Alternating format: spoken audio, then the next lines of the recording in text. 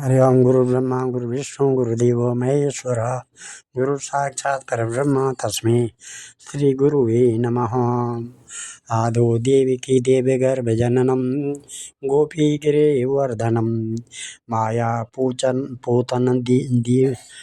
मायापूतन देवतापहरणं गोवर्धनोद्धारणं कंसच्छेदनकौरवादिहननं कुन्तीसुतापालनम् एतत् श्रीमद्भागवतं पुराणकथितं श्रीकृष्णलीलामृतं निगमकल्पतरोर्गलितं फलं सुखमुखाद्रव अमृतसंयुतं पिबत भागवतं रसमालया मुहुरहो रसिका भुवि भावुका। भगवान श्री कृष्ण नारायण जी की चरण कमलों में नतमस्तक होकर के मैं ये श्रीमद् भागवत महापुराण के 11वें श्री गुरु श्री वेद व्यास जी, गुरु श्री आदि गुरु शंकराचार्य जी, गुरु श्री माधवाश्रम जी, गुरु श्री नारद जी, गुरु श्री सुखदेव जी, गुरु श्री सुध जी के चरण कमलों में नतमस्तक होकर के मैं ये श्रीमद् भागवत महापुराण के 11 स्कंद का 11वां अध्याय पढ़ने जा रहा हूँ, जिसमें आज का प्रसंग है बद्ध मुक्त और भक्तजनों के लक्षण। श्री भगवान उवाच बद्धो मुक्तो इदं व्याख्या गुणतो मे न वस्तुतः गुणस्य माया मूलत्वान्नं मे मोक्षो न बन्धनं शोकमोहो सुखं दुःखं ध्येयपत्यस्य मायया स्वप्नो यथात्मनो ख्याति संसृतिर्नव तु वास्तवी विद्या विद्येमं तनो विद्युद्धव शरीरिणां मोक्ष बंध करी आद्ये माया में विनिर्मिते एकस्यैव ममांसस्य जीवस्यैव महामते बन्धोऽस्य विद्ययानां दी विद्या च तथेतरा अधबद्धस्य मुक्तस्य बलक्षणं वदामि ते विरुद्ध धर्मिणोस्तात स्थितयोरेकधर्मणि।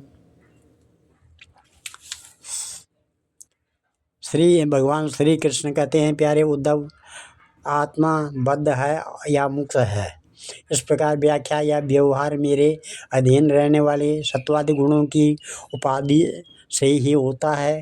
वस्तुतः तत्व दृष्टि से नहीं। सभी गुण माया मूलक है, इंद्रजाल है, जादू के खेल के समान है। इसलिए न मेरा मोक्ष है न तो मेरा बंधन ही है।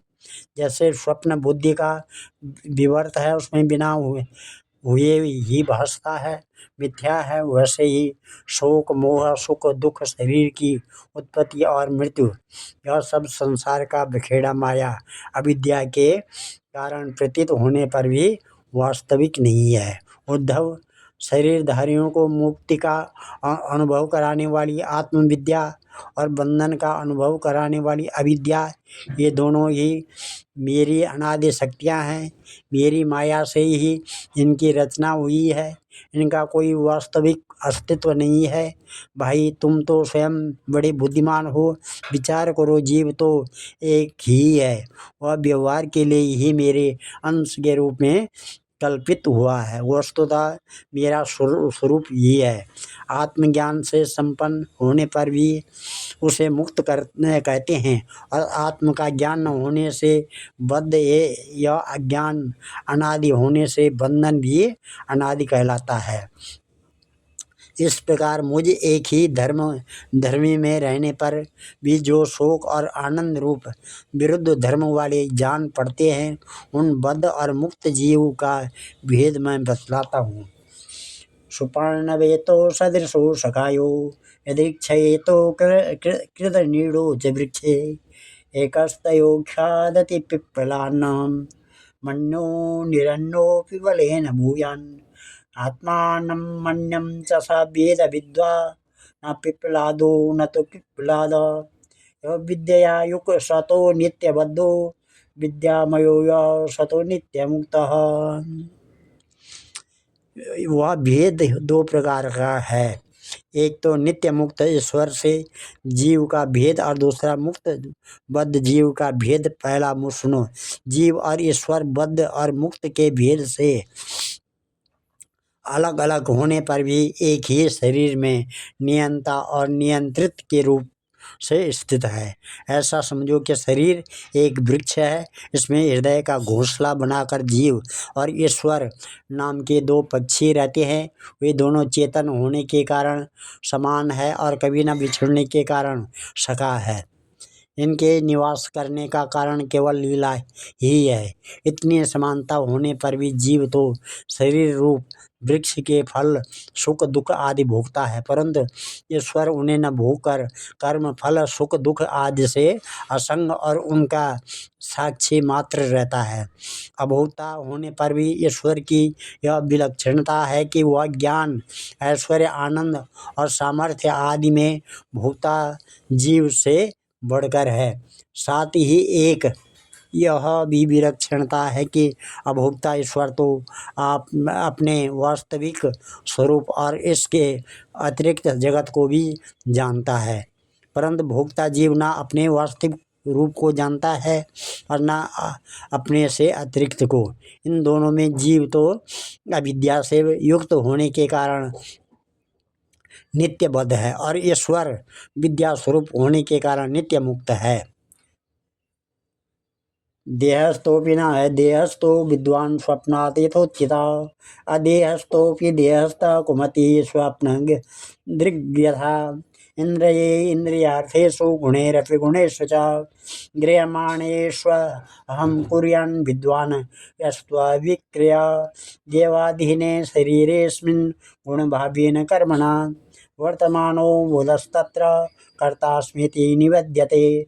एवं विरक्त शयने आशानाटनमज्जने दर्शन स्पर्शन घ्राण भोजन श्रवणादिषु न तथा बुध्यते विद्वांस्तत्र तत्रादयन् गुणान् प्रकृतिस्थो अप्यसंतो यथाखं सवितानिल वैशारद्येच्छसंग शितया छिन्न संशय प्रतिबुद्ध इव स्वप्नानात्वाद् विनिर्वर्तते।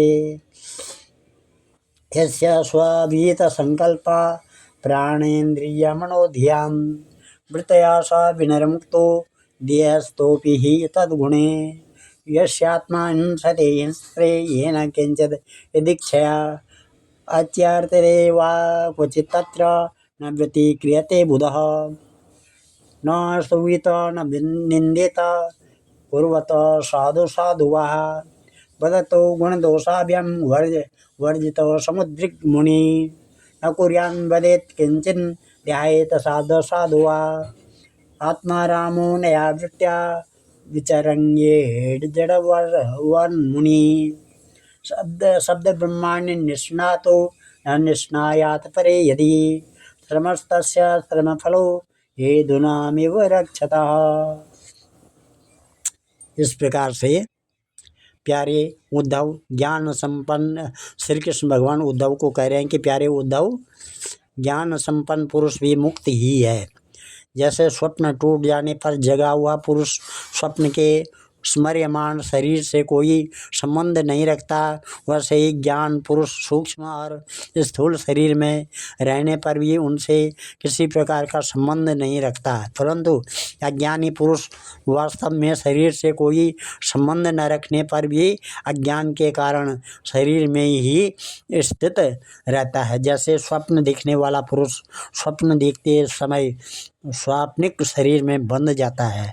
व्यवहार आदि में इंद्रियां शब्द स्पर्श आदि विषयों को ग्रहण करती है, क्योंकि यह तो नियम ही है कि गुण ही गुण को ग्रहण करते हैं, आत्मा नहीं। इसलिए जिसने अपने निर्विकार आत्म स्वरूप को समझ लिया है वह उन विषयों के ग्रहण त्याग में किसी प्रकार का अभिमान नहीं करता है। यह शरीर प्रारब्ध के अधीन है, इसलिए शारीरिक और मानसिक जितने भी कर्म होते हैं सब गुणों की प्रेरणा से ही होते हैं। अज्ञानी पुरुष झूठ मूठ अपने को उन ग्रहण त्याग आदि कर्मों का कर्ता मान बैठता है और इसी अभिमान के कारण वह बंध जाता है। प्यारे उद्धव पूर्वोक्त पद्धति से विचार करके विवेकी पुरुष समस्त विषयों से विरक्त रहता है और सोने, बैठने, घूमने फिरने, नहाने, देखने, छूने, सूंघने, खाने और सुनने आदि क्रियाओं में अपने को कर्ता नहीं मानता, बल्कि गुणों को ही कर्ता मानता है। गुण ही सभी कर्मों के का कर्ता भोगता है। ऐसा जानकर विद्वान पुरुष कर्म वासना और फलों से नहीं बंधते। वे प्रकृति में रहकर भी वैसे ही असंग रहते हैं, जैसे स्पर्श आदि से आकाश, जल की आर्द्रता आदि से सूर्य और गंध आदि से वायु। उनकी विमल बुद्धि की तलवार असंग भावना की शान से और भी तीखी हो जाती है और वे उससे अपने सारे संशय संदेहों को काट कूट कर फेंक देते हैं। जैसे कोई स्वप्न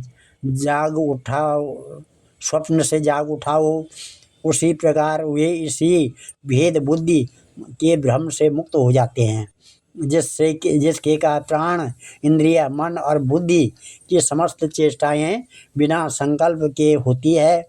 वे देह में स्थित रहकर भी उनके गुणों से मुक्त है। उन तत्वज्ञ मुक्त पुरुषों के शरीर को चाहे हिंसक लोग पीड़ा पहुँचाए और चाहे कभी कोई दैव योग से पूजा करने लगे, वे न तो किसी के सताने से दुखी होते हैं और न पूजा करने से सुखी होते हैं। जो समदर्शी महात्मा गुण और दोष की भेद दृष्टि से ऊपर उठ गए हैं, वे न तो अच्छे काम करने वाले की स्तुति करते हैं और न बुरे काम करने वाले की निंदा।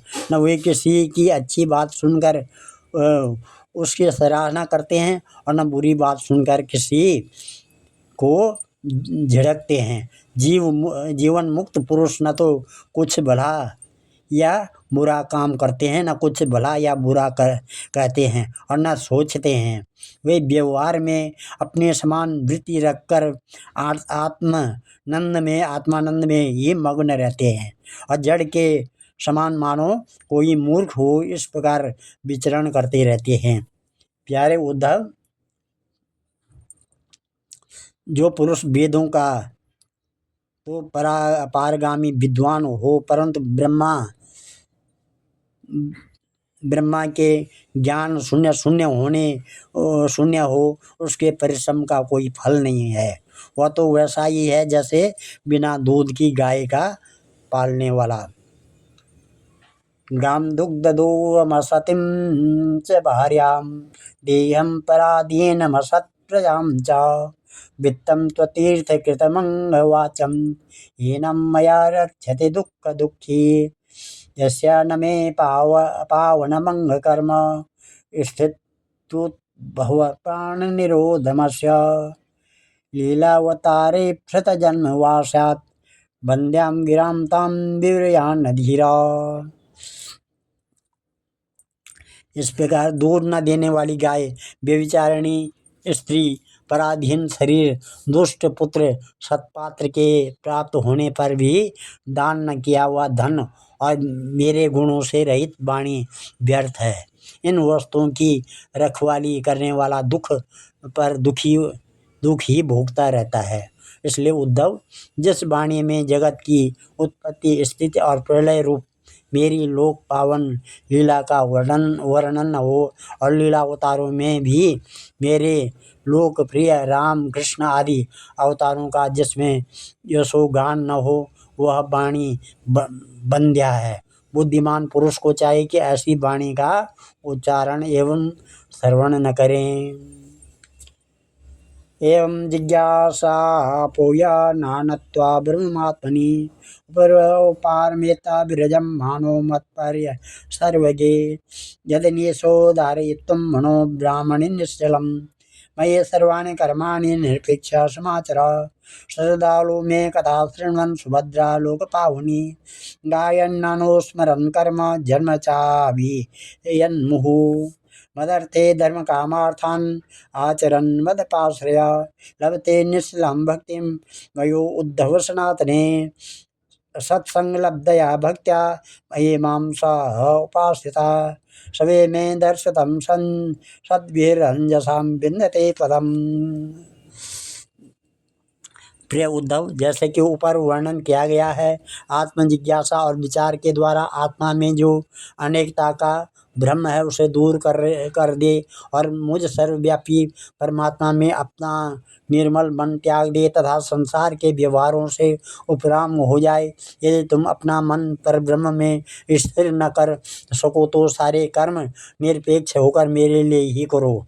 मेरी कथाएं समस्त लोगों को पवित्र करने वाली एवं कल्याण स्वरूपिणी है। श्रद्धा के साथ उन्हें सुनना चाहिए। बार बार मेरे अवतार और लीलाओं का गान, स्मरण और अभिनय करना चाहिए। मेरे आश्रित रहकर मेरे ही लिए धर्म, काम और अर्थ का सेवन करना चाहिए। प्रिय उद्धव, जो ऐसा करता है उसे मुझ अविनाशी पुरुष के प्रति अनन्य प्रेममयी भक्ति प्राप्त हो जाती है। भक्ति की प्राप्ति सत्संग से ही होती है। जिसे भक्ति प्राप्त हो जाती है वह मेरी उपासना करता है, मेरे सानिध्य का अनुभव करता है और इस प्रकार जब उसका अंतःकरण शुद्ध हो जाता है तब वह संतों के उपदेशों के अनुसार उनके द्वारा बताए हुए मेरे परम पद को, वास्तविक स्वरूप को सहज में ही प्राप्त हो जाता है। उद्धव जी ने पूछा, साधस्त्वेत उत्तम श्लोक मत कीदृ विद प्रभु भक्त्यस्त्वायुपयुज्येत कीदृशी शरीरा वृद्धिता एतन्मे पुरुषाध्यक्ष लोकाध्यक्ष जगत प्रभु प्रणताय अनुरक्ताय प्रपन्नाय च कथा कथ्यतां तम ब्रह्म परमं व्योम पुरुष प्रकृते पर अवतीर्णोऽसि भगवन् स्वेच्छोपात पृथक वपुः। उद्धव जी ने पूछा, भगवान, बड़े बड़े संत आपकी कीर्ति का गान करते हैं। आप कृपा बतलाए कि आपके विचार से संत पुरुष का क्या लक्षण है, आपके प्रति कैसी भक्ति करनी चाहिए जिसका संत लोग आदर करते हैं। भगवान, आप ही ब्रह्मा आदि श्रेष्ठ देवता, सत्यादि लोक और चराचर जगत के स्वामी हैं। मैं आपका विनीत प्रेमी और शरणागत भक्त हूँ। आप मुझे भक्ति और भक्त का रहस्य बतलाए। भगवान, मैं जानता हूँ कि आप प्रकृति से परे पुरुषोत्तम एवं चिदाकाश स्वरूप ब्रह्म हैं। आपसे भिन्न कुछ भी नहीं है, फिर भी आप लीला के लिए स्वेच्छा से ही यह अलग शरीर धारण करके अवतार लिया करते हैं। इसलिए वास्तव में आप ये भक्ति और भक्त का रहस्य बतला सकते हैं। श्री भगवान उवाच, श्री कृपालु कृत द्रोहस्त्री तिक्षु सर्वदेहिनां सत्यसारो न वद्यात्मा समासर उपकारका कामे रहता भेदांतो मृदु सुचिर किंचन अनियमित मुक्तांता स्थिरो मत शरणो मुनि अप्रत प्रमतो गमेरात्मा धृतिमान स खड़गुणा अमानी मान दो कल्पो मैत्र कारुणिका कवि अज्ञा एवं गुणान् दोषान् मया दृष्टानपि सुखान् धर्मान् संत्यज्य यः सर्वान् मां भजेत स सत्तमः ज्ञात्वा ज्ञात्वाथ ये वे मां यावन्यश्चास्मि यादृशी भजन्त्यानन्यभावेन ते मे भक्ततमा मता मालिंगमद्भक्त जन दर्शन स्पर्शनार्चनम परिचर्या स्तुति प्रभुवा गुणकर्मानुकीर्तनम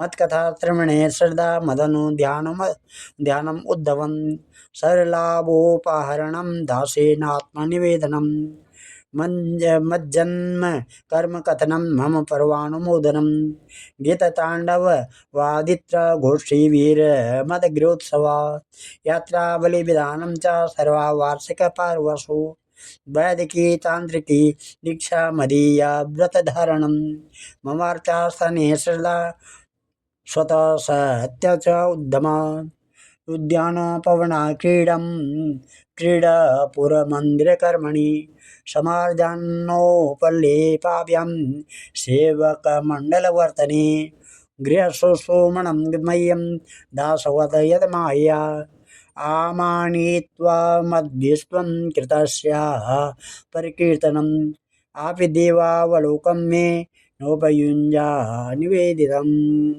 यद् यदेष्टतं लोके यञ्चाति प्रियमात्मना तत् निवेदयेन्मय्यं तदानन्त्याय कल्पते। श्री भगवान कहते हैं, प्यारे उद्धव, मेरा भक्त कृपा की मूर्ति होता है। वह किसी भी प्राणी से बैर भाव नहीं रखता और घोर से घोर दुख भी प्रसन्नता पूर्वक सहता है। उसके जीवन का सार है सत्य और उसके मन में किसी प्रकार की पाप वासना कभी नहीं आती है। वह समदर्शी और सबका भला करने वाला होता है। उसकी बुद्धि कामनाओं से कलुषित नहीं होती। वह संयमी, मधुर स्वभाव और पवित्र होता है। संग्रह परिग्रह से सर्वथा दूर रहता है। किसी भी वस्तु के लिए वह कोई चेष्टा नहीं करता है। परिमित भोजन करता है और शांत रहता है। उसकी बुद्धि स्थिर होती है। उसे केवल मेरा ही भरोसा होता है और वह आत्म तत्व के चिंतन में सदा संलग्न रहता है। वह प्रमाद रहित, गंभीर स्वभाव और धैर्यवान होता है। भूख, प्यास, शोक, मोह और जन्म मृत्यु, ये 6 उसके वश में रहते हैं। वह स्वयं तो कभी किसी से किसी प्रकार का सम्मान नहीं चाहता, परंतु दूसरों का सम्मान करता रहता है। मेरे संबंध की बातें दूसरों को समझाने में बड़ा निपुण होता है और सभी के साथ मित्रता का व्यवहार करता है। उसके हृदय में करुणा भरी होती है। मेरे तत्व का उसे यथार्थ ज्ञान होता है। प्रिय उद्धव, मैंने वेदों और शास्त्रों के रूप में मनुष्यों के धर्म का उपदेश किया है। उनके पालन से अंतःकरण शुद्धि आदि गुण और उल्लंघन से नरक आदि दुख प्राप्त होते हैं, परंतु मेरा जो भक्त उन्हें भी अपने ध्यान आदि में विक्षेप समझकर त्याग देता है और केवल मेरा ही भजन में लगा रहता है, वह परम संत है। मैं कौन हूँ, कितना बड़ा हूँ, कैसा हूँ, इन बातों को जाने चाहे न जाने, किंतु जो अनन्य भाव से मेरा भजन करता है वह मेरे विचार से मेरे भक्त परम भक्त हैं। प्यारे उद्धव, मेरी मूर्ति और मेरे भक्तजनों का दर्शन, स्पर्श, पूजा, सेवा, शुश्रूषा, स्तुति और प्रणाम करे तथा मेरे गुण का कर्मों का कीर्तन करे। उद्धव, मेरी कथा सुनने में ये श्रद्धा रखे और निरंतर मेरा ध्यान करता रहिए। जो कुछ मिले वह मुझे समर्पित कर दे और दास्य भाव से मुझे आत्मनिवेदन करे। मेरे दिव्य जन्म और कर्मों की चर्चा करे। जन्माष्टमी, रामनवमी और पर्वों पर आनंद मनावे और संगीत, नृत्य, बाजे और समाजों द्वारा मेरे मंदिरों में उत्सव करे और करावे। वार्षिक त्योहारों के दिन मेरे स्थानों की यात्रा करे, जुलूस निकाले तथा विविध उपहारों से मेरी पूजा करे। वैदिक अथवा तांत्रिक पद्धति से दीक्षा ग्रहण करे। मेरे व्रतों का पालन करे। मंदिरों में मेरी मूर्तियों की स्थापना में श्रद्धा रखे। यदि यह काम अकेला न कर सके तो औरों के साथ मिलकर उद्योग करे। मेरे लिए पुष्प वाटिका, बगीचे, क्रीड़ा के स्थान, नगर और मंदिर बनवाए।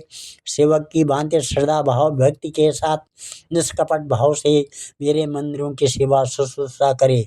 झाड़े बुहारे, लिपे पोते, छिड़काव करे और तरह तरह के चौक पूरे। अभिमान न करे, दम्भ न करे, घमंड न करे, साथ ही अपने शुभ कर्मों का ढिंढोरा भी न पीटे।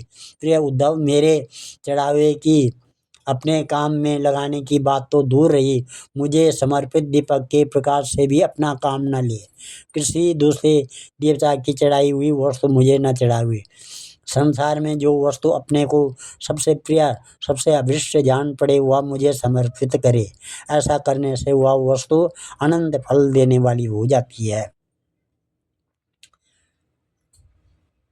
सूर्यो अग्नि ब्राह्मणो गावो वैष्णवो खं मरुज्ज्वलम् भूरात्मा सर्वभूतानि भद्र पूजा पदानि मे सर्वे तु विद्यया त्रय्या हरिशाग्नो ये यजेत माम् आतिथ्येन तो विप्राग्रे गोस्वंग यवसादिना वैष्णवे बंधुसंस्कृत्या हृदि ध्यान निष्ठया वायु मुख्य दिया तो ये द्रव्ये तो यह पुरस्कृते स्थंडिले मंत्र हृदय भोगीरात्मानमात्मनि क्षेत्रज्ञं सर्वभूतेषु समत्वेन यजेति माम् धृष्णे स्वे श्रुत मधुरूपं संगचक्र गदाम्बुजे युक्तं चतुर्भुजं शान्तं ध्यायन्नर्चेत समायता इष्टापूर्तेन मामेवं यो युजेत समायता लभते मयि सद्भक्ति मद मनस्मृते साधु सेवया भद्र सूर्य अग्नि ब्राह्मण गो वैष्णव आकाश वायु जल पृथ्वी आत्मा और समस्त प्राणी ये सब मेरी पूजा के स्थान हैं। प्यारे उद्धव, ऋग्वेद यजुर्वेद और सामवेद के मंत्रों द्वारा सूर्य में मेरी पूजा करनी चाहिए। हवन के द्वारा अग्नि में, आतिथ्य द्वारा श्रेष्ठ ब्राह्मण में और हरि हरि घास आदि के द्वारा गौओं में मेरी पूजा करें। भाई बंधु के समान सत्कार के द्वारा वैष्णव में निरंतर ध्यान में लगे रहने से, हृदय आकाश में मुख्य प्राण समझने से, वायु में जल पुष्प आदि सामग्रियों द्वारा जल में मेरी आराधना की जाती है। गुप्त मंत्रों द्वारा न्यास करके मिट्टी की वेदी में उपयुक्त भोगों द्वारा आत्मा में और समदृष्टि द्वारा संपूर्ण प्राणियों में मेरी आराधना करनी चाहिए, क्योंकि मैं सभी में क्षेत्रज्ञ आत्मा के रूप में स्थित हूँ। इन सभी स्थानों में शंख चक्र गदा पद्म धारण किए 4 भुजाओं वाले शांत मूर्ति श्री भगवान विराजमान हैं। ऐसा ध्यान करते हुए एकाग्रता के साथ मेरी पूजा करनी चाहिए। इस प्रकार जो मनुष्य एकाग्र चित्त से यज्ञादि इष्ट और कुआं बावली बनवाना आदि पूर्त कर्मों के द्वारा मेरी पूजा करता है, उसे मेरी श्रेष्ठ भक्ति प्राप्त होती है तथा संत पुरुषों की सेवा करने से मेरे स्वरूप का ज्ञान भी हो जाता है। प्रायेण भक्ति योगेन सत्संगेन विनोद्धव नोपायो विदते साध्यां प्रायणं हि सतामहम् अथेतत्परमं गुह्यं शृण्वतो यदुनन्दन सुगोप्यामपि वक्ष्यामि त्वं मे भृत्य सुहृत् सखा।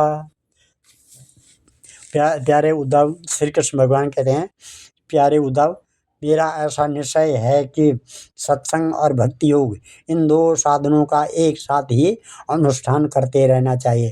प्रायः इन दोनों के अतिरिक्त संसार सागर में पार होने का और कोई उपाय नहीं है, क्योंकि संत पुरुष मुझे अपना आश्रय मानते हैं और मैं सदा सर्वदा उनके पास बना रहता हूँ। प्यारे उद्धव, अब मैं तुम्हें एक अत्यंत गोपनीय परम रहस्य की बात बतलाऊंगा, क्योंकि तुम मेरे प्रिय सेवक, हितैषी, सुहृद, प्रेमी सखा हो तथा साथ ही सुनने के भी इच्छुक हो। वह परम रहस्य की बात कल 12वें अध्याय में आएगी। आज इस अध्याय को यहीं पर विराम देता हूँ। कल 12वें अध्याय में सत्संग की महिमा और कर्म तथा कर्म त्याग की विधि के बारे में कथा आएगी। ओम ध्येयं सदा परिभवाग्नमविष्टदोहं तीर्थात्पदं शिवविरञ्जनुतं शरणं भृत्यातेऽहं प्रणतपालभवाब्धिपोतं वन्दे महापुरुषते चरणारविन्दं। सर्वे भवन्तु सुखिनः, सर्वे सन्तु निरामया, सर्वे भद्राणि पश्यन्तु, मा कश्चित् दुःखभाग् भवेत्। धन्यवाद।